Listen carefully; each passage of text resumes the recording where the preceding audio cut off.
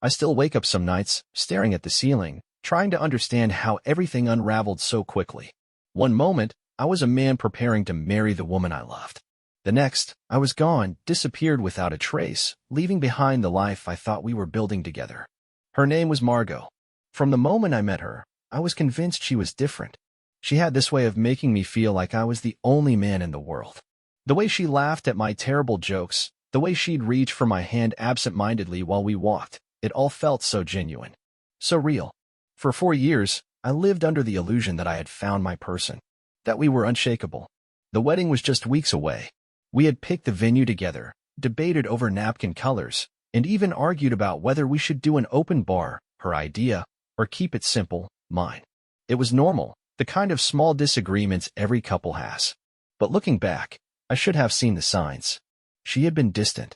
Not cold, not cruel, just not as present as she used to be.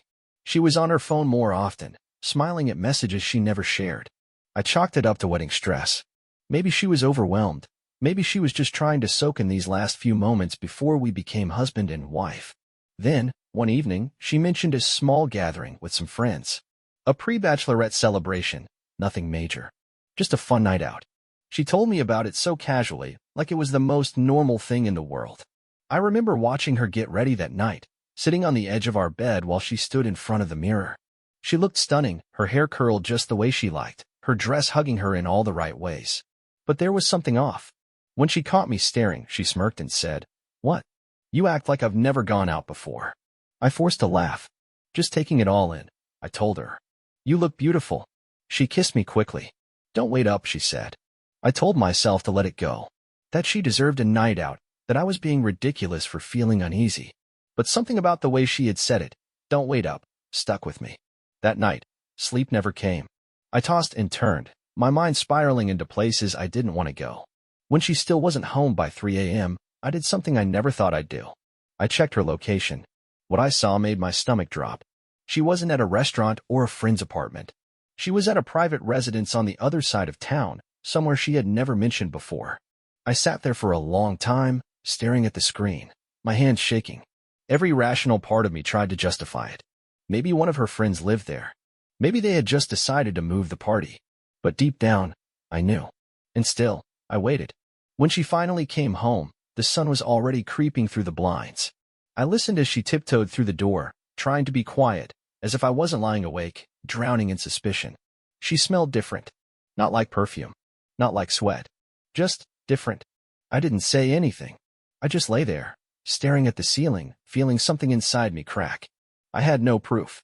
No confirmation. Just a gut feeling that the woman I was about to marry had betrayed me in a way I couldn't even begin to understand. And I knew in that moment that I would never look at her the same way again. I lay there, listening to Margot move through the apartment, my mind racing with thoughts I didn't want to entertain. I could hear her slipping off her heels, the soft rustling of fabric as she changed, the quiet exhale of exhaustion as she climbed into bed beside me. She must have thought I was asleep because she didn't say a word. No whispered apology, no explanation, just silence. But I wasn't asleep.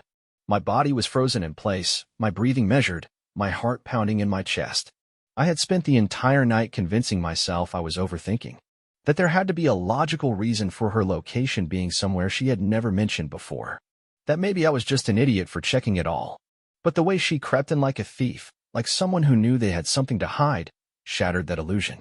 I could feel the warmth of her body close to mine, but for the first time since we had met, she felt like a stranger. I wanted to confront her, to sit up, turn on the light, and demand to know the truth. But I was afraid of what she might say, afraid of what I might hear. Afraid that the life we had built, the future I had planned, was already gone, and I just hadn't realized it yet. Instead, I waited. The next morning, she woke up before me, slipping out of bed with a groggy sigh. I listened as she shuffled into the bathroom, the sound of the shower turning on, the soft hum of her voice as she mindlessly sang to herself. Like nothing was wrong. Like she hadn't just come home at dawn from a place I couldn't explain. I forced myself to get up, walking into the kitchen and making coffee, my hands still unsteady.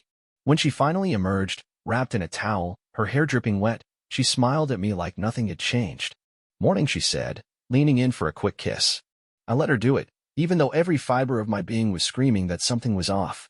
"You were out late," I said carefully, watching her reaction. She yawned, stretching her arms.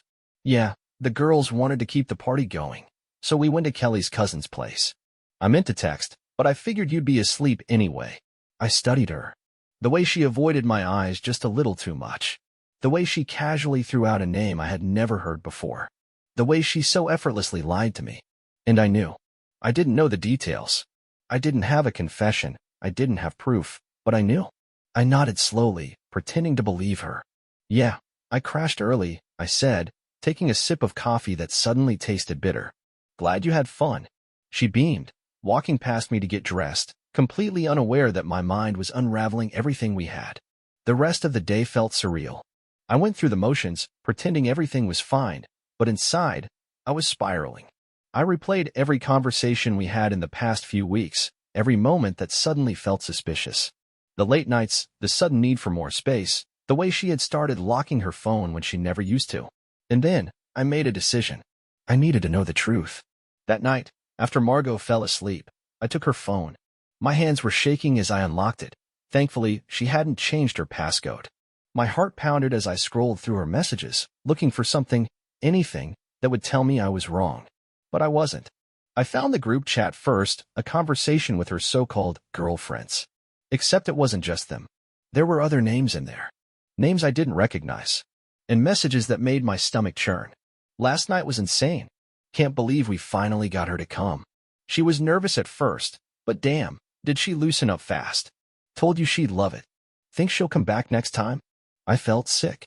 My vision blurred as I clicked on the attached photos. They weren't explicit, but they didn't have to be. Margot, at a house I had never seen before. Surrounded by people I didn't know. Holding a drink, laughing, looking happier than I had seen her in weeks. I clenched my jaw, scrolling further, my breath coming in short bursts. And then I found the worst part. A private message. Last night was incredible. Can't stop thinking about it. You're something else. Sent to her. From a name I had never seen before. And her response? You're trouble. But I had fun winking face. I put the phone down. My hands were shaking so badly I almost dropped it. My heart was hammering so hard I thought I might pass out.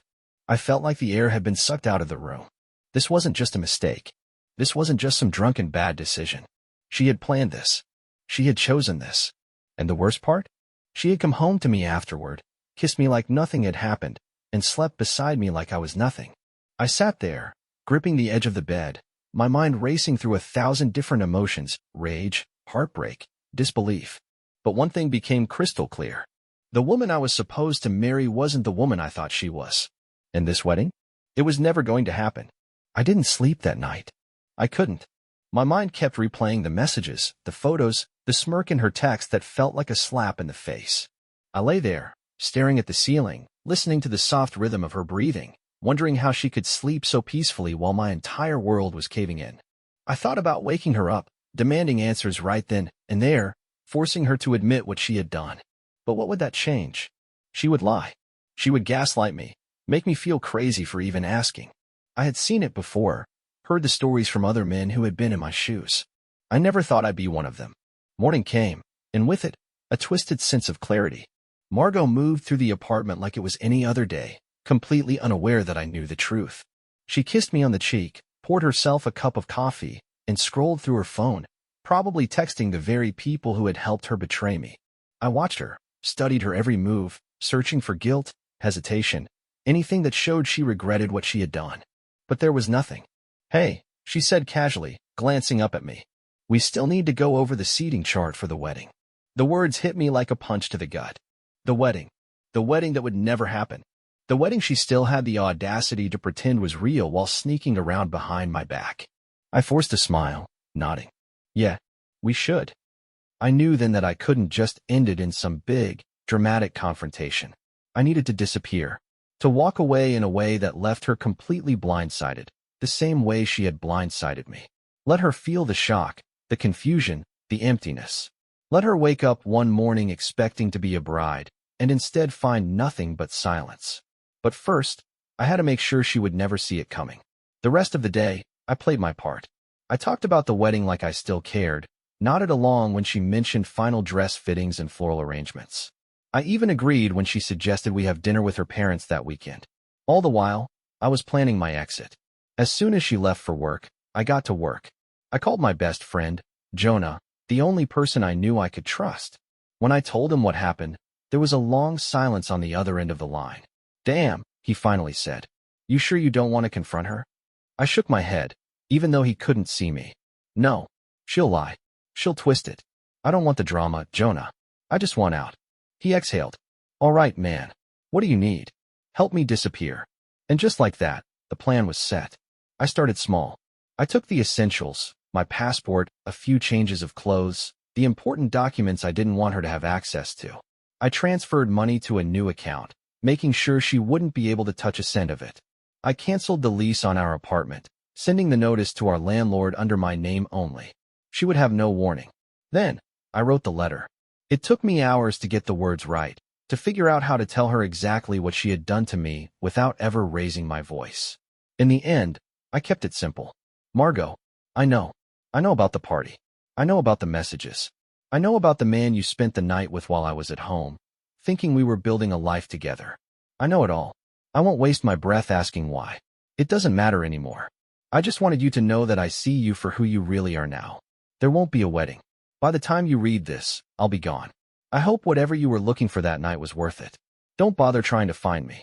I signed my name, folded the letter, and left it on the kitchen counter where she would see it the second she walked in. Then, without a second glance, I walked out the door. I didn't take a single thing that reminded me of her. I didn't give myself time to mourn the life I had lost. Because the truth was, that life had never existed in the first place. It was all a lie. As I drove away, leaving behind the city, the apartment, and the woman I had once thought I would grow old with, I felt something I hadn't expected. Relief. For the first time in weeks, I could finally breathe. The strangest thing about disappearing is how easy it actually is. People always assume it takes meticulous planning, months of preparation, a whole new identity. But really, it's just a matter of walking away and refusing to look back. As I drove out of town, I kept expecting to feel regret, some overwhelming urge to turn the car around and beg Margot for an explanation. But the further I got, the more I realized there was nothing left to salvage. What could she possibly say? That it was a mistake? That it didn't mean anything? I had seen the messages, the photos. I had read her own words, laced with excitement and flirtation, with no sign of guilt or hesitation. No, I didn't need an explanation. I needed distance. Jonah had set me up with a temporary place, a cabin in the middle of nowhere, a few hours outside of the city. It belonged to his uncle, who only used it during hunting season, and it was exactly what I needed. No internet, no noise, no reminders of what my life had just become. Just me, the quiet, and a stack of books I hadn't touched in years. As I pulled into the gravel driveway, I let out a long breath I hadn't realized I'd been holding. The cabin was small but sturdy, tucked away between thick pine trees that smelled like rain. I stepped out of the car, stretching my legs, feeling the weight of the last few days settle deep into my bones. Inside, the place was simple, wooden floors, a stone fireplace, and furniture that looked like it hadn't been updated since the early 90s. I didn't care. I wasn't here for comfort. I was here to figure out what the hell I was supposed to do next. For the first few hours, I just sat there, staring out the window, trying to process everything. It still didn't feel real. The wedding invitations had already gone out. Our families were expecting a celebration, a future, a life we had promised to each other. But while I had been picturing forever, Margot had been sneaking out to what? To chase some cheap thrill? To feel something I apparently couldn't give her? I shook the thought away. It didn't matter. It wouldn't change anything. My phone buzzed, pulling me out of my daze. A text from Jonah. "Did you do it?" I hesitated before typing back. "Yeah, I'm out." A few seconds later, another message. "You okay?" That was a harder question. Was I okay? I wasn't sure. There was no word for the kind of numbness I felt. I didn't reply.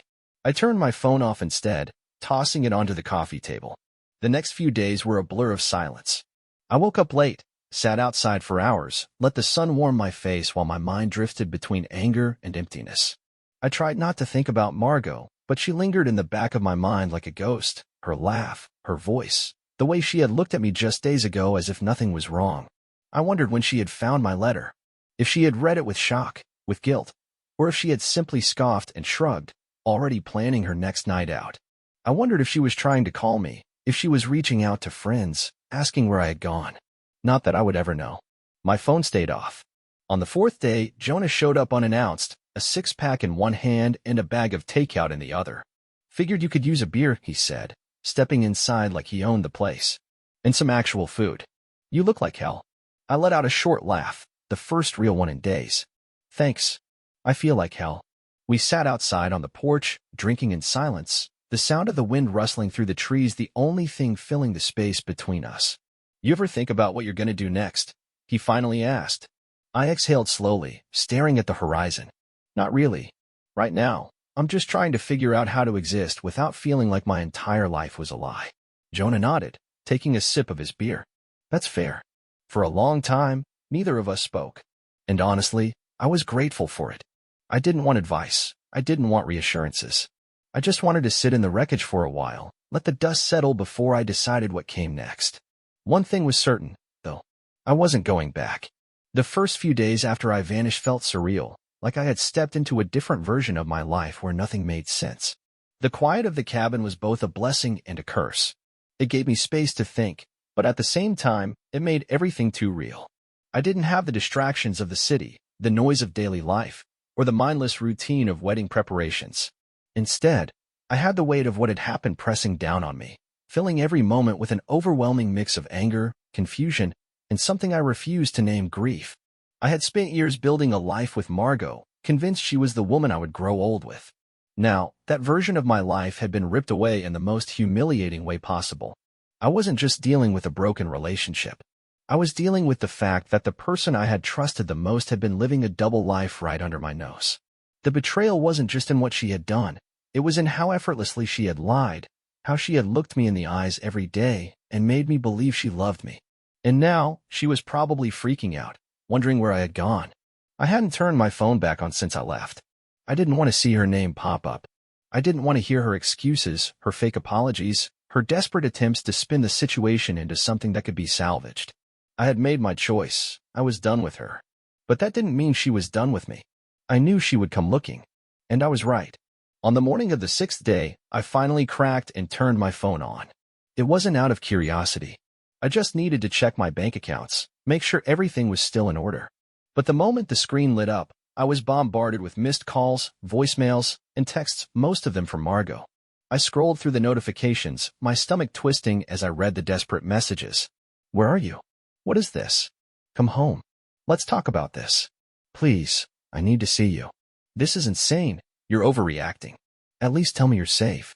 The messages started off frantic, then softened into pleading, then, slowly, into frustration. The last few texts were shorter, colder. You're being ridiculous. If you're going to run away like a coward, maybe it's for the best. I clenched my jaw, my grip tightening on the phone. There she was. The real Margot. The one who couldn't handle losing control. I didn't reply. I didn't even listen to the voicemails. I put the phone down, exhaling slowly. She wasn't sorry. She was just upset that I had walked away before she could manipulate me into staying. A part of me wondered how long she had been planning to tell me, or if she had ever intended to tell me at all. Would she have gone through with the wedding, pretending everything was fine? Would she have stood in front of our friends and family, saying vows she didn't mean? The thought made me sick. By the time Jonah showed up again, I had already decided I wasn't going to waste another second thinking about her. He parked his truck beside mine, stepping out with 2 grocery bags in his hands. Figured you were probably living off canned soup by now, he said, tossing them onto the counter. I snorted. Not far off. Jonah grabbed a beer from the fridge, cracking it open before leaning against the counter. So, you gonna tell me what's next? Or are you just planning on becoming a mountain hermit? I sighed, running a hand through my hair. I don't know. I feel like, if I go back, I have to deal with everything. The questions, the drama, the looks from people who will feel sorry for me. He nodded. Yeah, you will. But you also can't stay out here forever. I knew he was right. As much as I wanted to stay hidden, to avoid the mess entirely, I couldn't put my life on hold just because of Margot's betrayal. I needed to figure out what moving forward looked like, even if I had no idea where to start. Jonah studied me for a moment before setting his beer down. Look, man, I know you don't want to hear this, but she's probably gonna keep reaching out. She's not the type to just let this go. I scoffed. Yeah, I got that impression. You planning on answering her? I shook my head.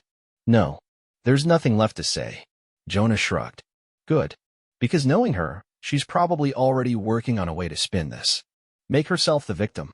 I thought about the last message she had sent, calling me a coward, acting like I was the one who had betrayed her. It was almost funny how quickly she had turned. Almost. I exhaled, looking out the window, watching the trees sway in the breeze. I just need to figure out what's next, I murmured. Jonah clapped a hand on my shoulder. Then let's figure it out. And for the first time since I left, I actually believed that was possible. The next morning, I woke up with a strange sense of clarity. It wasn't peace, not yet, but it was the closest I had felt to it in days. The anger was still there, simmering beneath the surface, but it wasn't the kind that clouded my thoughts anymore. It was focused now, sharp and cold, fueling my next steps instead of paralyzing me. Margot was still trying to reach me. I knew it before I even turned my phone back on. It had become a routine, checking my messages just to confirm that nothing had changed, that she was still in the stage of desperately trying to control the narrative. I didn't respond. I wouldn't. But something about the last message she had sent stayed with me. If you're going to run away like a coward, maybe it's for the best. I almost laughed when I read it. I was the coward? She was the one who had betrayed me, who had thrown away everything we had for a few nights of excitement. And yet, in her mind, I was the one at fault because I refused to let her gaslight me into staying. It was the kind of logic that made me realize just how little I had really known about her. I spent the day cleaning up the cabin, trying to give myself some sense of control. Jonah had left early that morning, promising to check in later, but I didn't need company. What I needed was a plan, something concrete to work toward. The first step was cutting Margot out of my life for good. I sat down at the small wooden table, opened my laptop, and started going through every last connection we had, joint accounts, shared subscriptions, anything that still tied me to her. One by one, I severed them. I transferred my money into a private account, canceled my name off our lease, which, thankfully, had only ever been under my credit, and made sure she had no legal way to reach me. As I worked, I imagined her reaction. I pictured her scrolling through her bank app, seeing the balance at zero. I pictured her calling the landlord, confused as to why she suddenly had to handle everything on her own. Would she be angry? Would she cry? Would she even care? That last thought gnawed at me more than I wanted to admit. I wanted her to care. Not because I wanted her back, God, no, but because I wanted her to feel the weight of what she had done. But that wasn't my concern anymore. By mid-afternoon, I had done everything I needed to do. The next step was figuring out what my life looked like now. I had a good job back in the city. Technically, I could go back anytime. But the idea of returning to the same streets, the same places where I had built a life with Margot, made my skin crawl. Everywhere I went would be a reminder. Every familiar face would come with questions, pitying looks, unwanted conversations. I couldn't do that. Not yet. So, I made a decision. I grabbed my phone, scrolled through my contacts, and found the number I hadn't called in years. It rang twice before a deep, familiar voice answered. Didn't expect to hear from you. I let out a breath, running a hand through my hair. Hey, Dad. There was a pause. Then, you okay? It was a simple question, but something about the way he asked it, the way he knew something was wrong without me saying a word, almost broke me. I swallowed hard. Not really. Another pause. Then, without hesitation, he said, come home. And just like that, I had my next move. I packed my bags that night. It was strange, stuffing everything I owned into a single duffel, realizing how little I actually needed. A few clothes, my laptop, the essentials. Everything else could stay. None of it mattered anymore. The drive back to my hometown was long, stretching across miles of open highway, the sky darkening as I put more and more distance between myself and the life I had left behind. I hadn't been back in years. Not since my mom passed. My dad and I had never been particularly close. He was the quiet, reserved type, the kind of man who showed love in practical ways rather than words. When I left for the city, I never expected to return. But now, I had nowhere else to go. When I finally pulled up to the old house, the porch light was on, casting a dim glow against the worn wooden steps. The sight of it sent a strange mix of emotions through me, nostalgia, relief, something close to grief. The front door opened before I even stepped out of the car. My dad stood there, arms crossed, watching me with an expression I couldn't quite read. He looked older than I remembered, the lines on his face deeper, his hair more gray than not. I shut the car door and exhaled. Hey. He nodded, stepping aside. Come in. The house smelled the same. Old wood, coffee, something faintly familiar that I couldn't quite place.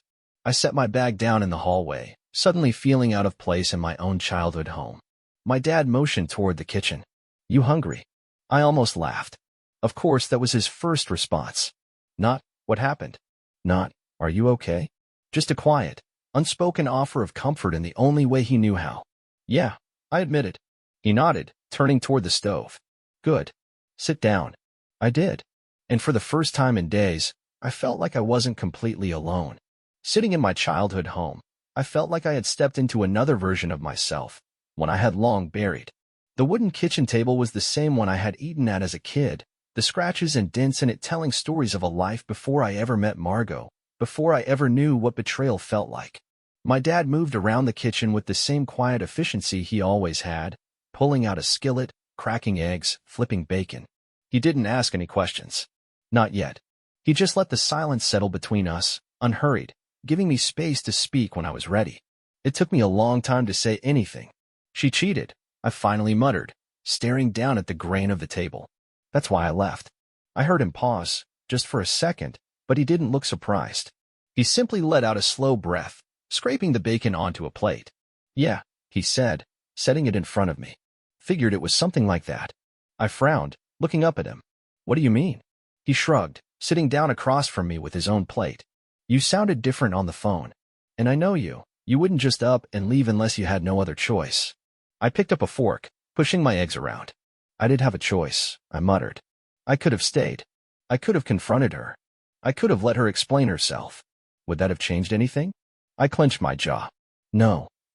"Then you did the right thing." I let out a bitter laugh. "Doesn't feel like it." He chewed his food slowly, thoughtful. "Not yet," he admitted. "But it will." I wasn't sure if I believed that. We ate in silence after that, the only sound the faint hum of the fridge and the occasional clink of silverware. It was strange how normal it felt, like I hadn't just abandoned my entire life. Like I hadn't just left behind a woman who had once been my whole future. When we finished, my dad stood up and grabbed a couple of beers from the fridge, sliding one across the table to me. "Come on," he said, nodding toward the back porch. "Let's sit outside for a bit." I followed him out, stepping into the warm night air. The backyard looked smaller than I remembered, the old oak tree still standing tall in the corner, its branches stretching out like they had when I was a kid. We sat down on the worn wooden chairs, the ones that had been there for as long as I could remember. My dad cracked open his beer, took a sip, then leaned back, watching the sky. After a long pause, he finally spoke. "You know, your mother and I had our problems too." I blinked, caught off guard. He never talked about my mom like that. Not since she passed. "What do you mean?" I asked carefully. He exhaled, rolling the bottle between his hands. "She never cheated, but we had our rough patches. Marriage ain't always what people think it'll be. Sometimes you wake up next to someone and realize you don't know them at all." I swallowed hard. That's exactly how I had felt in those last days with Margot. Like she was a stranger in my own home. "She ever do anything to make you doubt her?" I asked. He shook his head. "No. But that's not the point. The point is, people show you who they are when they think you're not looking. You just have to decide whether or not to believe them." I stared down at my beer, his words settling in. "She showed you, son," he said simply. "And you believed her." I didn't know what to say to that. We sat there for a long time, just staring at the stars, the weight of everything pressing down on me. For the first time since I had left, I felt something shift inside me, like I wasn't just running anymore. Like maybe I was finally moving forward. The next morning, I woke up feeling lighter than I had in weeks. It wasn't that everything was suddenly fine, far from it. But for the first time since my world had been flipped upside down, I wasn't drowning in it anymore. I stepped outside into the early morning air, the scent of pine and fresh-cut grass filling my lungs. My dad was already on the porch, sipping coffee from an old mug that had probably been there since I was a kid. He didn't say anything as I sat down beside him. For a long time, we just sat there, watching the sun rise over the backyard. Then, finally, he spoke. "So, what's next?" It was the question I had been avoiding, the one I hadn't been ready to face. But now, I wasn't afraid of it. "I don't know," I admitted. "But I think that's okay." He nodded, taking another sip of coffee. "Yeah, it is." I thought about the life I had left behind, the apartment I would never step foot in again, the wedding that would never happen, the woman I had once believed would be my forever. It was all gone now, but for the first time, that didn't feel like a loss. It felt like freedom. I turned to my dad. I think I want to stay for a while. A small smile tugged at the corner of his lips. I figured you might. And just like that, I knew I had made the right choice. I wasn't running anymore. I wasn't lost. I was exactly where I was supposed to be.